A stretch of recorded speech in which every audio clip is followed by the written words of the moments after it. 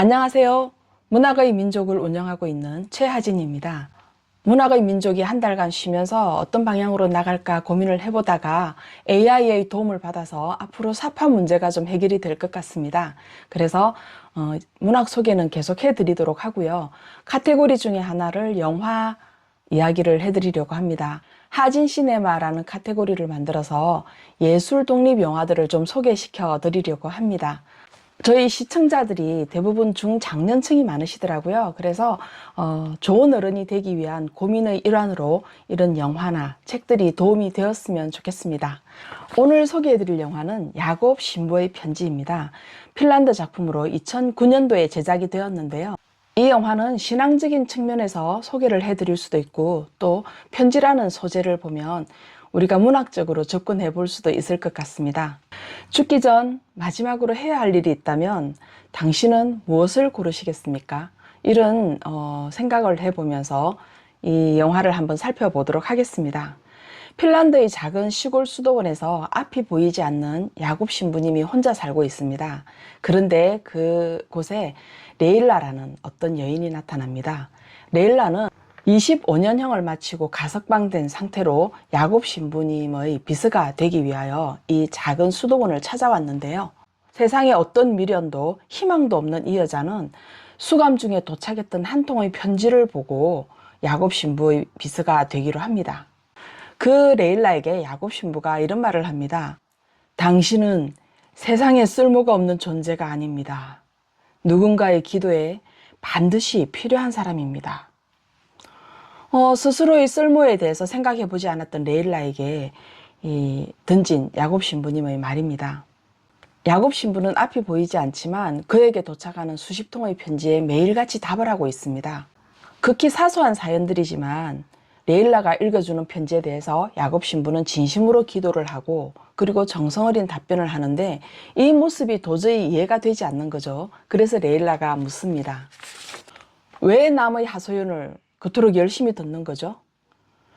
우리는 누군가의 말을 듣기보다 자기 말을 하기에 훨씬 더 바쁘죠.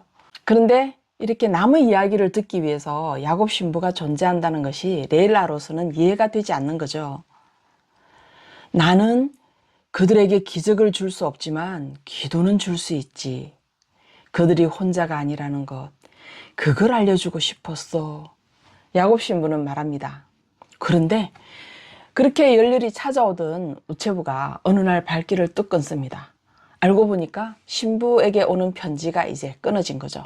세상 사람들이 더 이상 신부를 필요로 하지 않는 겁니다. 이 점에 대해서 야곱 신부는 굉장히 절망스러워합니다. 그럴 때 레일라가 고민하다가 자신이 신부에게 편지를 쓰기로 합니다. 마치 다른 사람이 쓴 것처럼 하여 자신의 이야기를 하기 시작한 것이죠. 레일라에게는 큰 아픔이 있었습니다. 폭력으로 인해서 무너진 가정과 그리고 언니를 돕기 위해서 했던 일이 언니로부터 용서받을 수 없는 그런 상황에 이르게 됩니다. 형부를 살인한 죄로 레일라는 종신형을 선고받죠.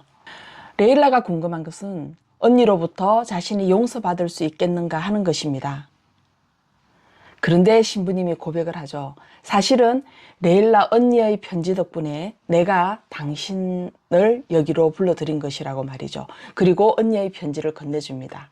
언니가 신부에게 보냈던 편지 더미를 받고 레일라는 언니에게 용서받았음을 알고 크게 흐느낍니다. 그리고 신부님이 조용히 레일라의 손을 잡죠. 이제 신부님이 돌아가신 뒤 레일라는 세상으로 나가는데 우리가 여기서 한 가지 생각해 볼 점이 있습니다. 신부님은 세상을 떠나기 전에 한 가지 큰 깨달음을 얻습니다. 자신이 세상 사람들에게 힘이 되어주고 등대가 되어준 줄 알았거든요. 야곱 신부는 그들의 편지에 대해서 열심히 기도하고 응답해 주는 것이 자신에게 주어진 사명이라고 생각했습니다. 그러나 알고 보니 그들의 편지로 인해서 자신이 존재했던 것이죠. 우리는 누군가를 위해서 은혜를 베푼다고 생각하지만 사실은 그 베푸는 순간, 선물은 주는 순간 누군가에게 뭔가를 나누어 줄 수 있는 시간이 가장 행복한 것인 것 알죠? 시지프에게 바위는 형벌이었지만 그 바위 때문에 시지프가 존재하는 것처럼 말이죠. 우리가 그 바위가 아니었으면 지금까지도 시지프를 기억할 이유가 없죠. 야곱 신부도 비로소 그 사랑을 나누어 자신의 사랑과 기도를 나누어 줄 상대가 있었기 때문에 자신이 존재할 수 있었다는 것을 깨닫습니다. 그리고 행복하게 눈을 감으셨겠죠? 이제 레일라는 세상 밖으로 나옵니다. 어떤 만남은 말 한마디로 인생을 바꾸기도 합니다. 이 영화는 묻습니다.